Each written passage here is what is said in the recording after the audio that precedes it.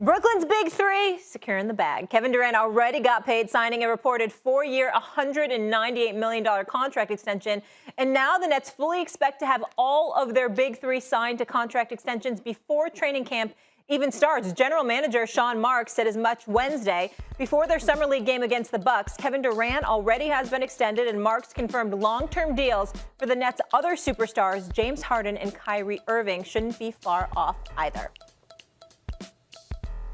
All right, so Max, everybody's getting paid before the start of the season. Tell me this, which member of the Nets' big three is under the most pressure then? Easily Kevin Durant. I'd say What? Kevin Durant. Easily Kevin He's Durant. like the only one I'd say who isn't under and in pressure. fact, I would say he's the most in the NBA by far. You see, Kevin Durant, Oh, my all you have to do is imagine he's LeBron James. Mm-hmm. That's all you got to do. Kevin Durant is considered by many, maybe even most at this moment, the best player in basketball. He has a squad with him that will be, unquestionably, if all healthy, far and away, the greatest offense in the history of American team sports. Now, I was skeptical when they first put it together because I thought, yeah, but it'll be the worst defense ever, right? Stephen A., within a couple of weeks, they were kind of a mid-pack defense when those guys started getting healthy. You didn't seem to notice. That's all it's going to take for them to crush everyone. They were mopping the floor with the eventual champion Bucks, two of the big three. So what does this mean?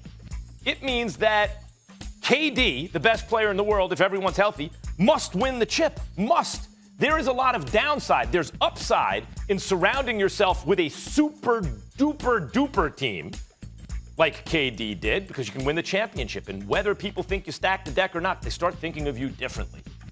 He didn't used to be called the best player in the world until he won championships, and he won them on a team that couldn't lose a championship. So there's upside. But there's also danger. There is downside, because you are not allowed to lose. Heavy is the head that wears the crown.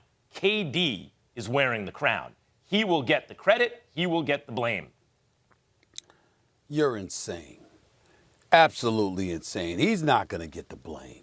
This is a brother that had missed 18 months, the torn Achilles, comes back, and let me make sure I got his numbers right here. What did he average? He averaged 26.9 points per game, okay, on 45% shooting from three-point range, 53% shooting, with James Harden clearly hobbled and a shell of himself, and Kyrie Irving out. This brother dropped 49 when I promised y'all he'd give you a fee. He dropped 50. He dropped 49 in the game 5. But you need more accurate predictions. This brother is such a superstar basketball player. Just one goal, brought home gold for Team USA because we know he took over, okay? European rules and all of this other stuff, Olympic rules. He said, the hell with that. I'm Kevin Durant. You know who I am?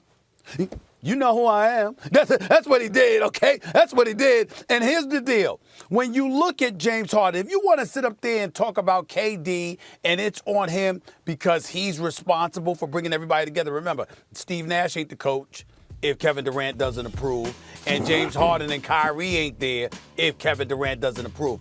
If that was the reason you were saying it, I get it. But in terms of just his game, everybody knows how surreal that brother is. The pressure is on James Harden and Kyrie Irving, okay? James Harden, love James Harden, but remember, he wanted out of Houston. They originally told him no. What does he do? He comes in, he's out of shape. He's not ready, even though he still could do things, even though he was out of shape and just a shell of himself. He wasn't himself. We know that. Kyrie Irving, head case, not to say that, and I don't mean that in the negative way, like the brother is doing big things off the court and engaging in a level of philanthropy that we should all applaud. But his mind being primarily on the game of basketball is always going to be a question mark for us watching him, particularly during the regular season, because during the postseason, he's usually ready, okay? In the end, we're all looking at them two. We ain't looking at Kevin Durant. We ain't worried about Kevin Durant. We know what we gonna get from him. It's the other two. And you yourself said, Max Kellerman, for years, James Harden, he played smaller in the postseason than he did in the regular season, and pressure's on him. So I don't know how you could come up with Kevin Durant now when James Harden is his teammate.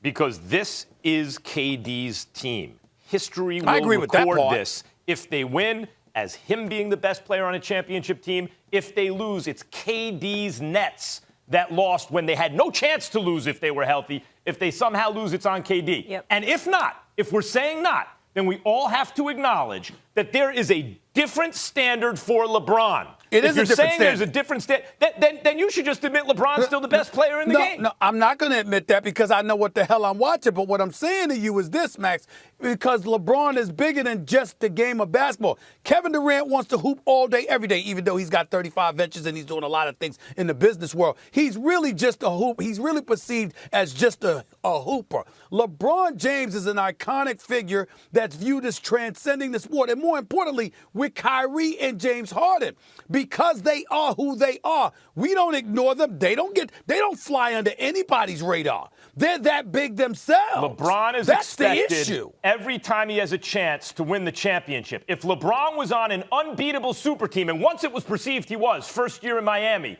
he never heard the end of it. It wasn't Wade, it wasn't Bosh, it was LeBron who never heard the end of it. And this team has a chance to be much better than that Miami team. KD will never hear the end of it. That would be because of what LeBron brought on himself, with all due respect. The number on the jersey he chose to wear, the fact that he arrived in Miami and before playing the game, not 4, not 5, not 6, not 7. Those kind of things is what brought that extra attention on him. Mm-hmm. It wasn't just his game. It was the things he said. KD, if he's on LeBron's level, I want to see him held to the same standard. Okay, I don't mind that.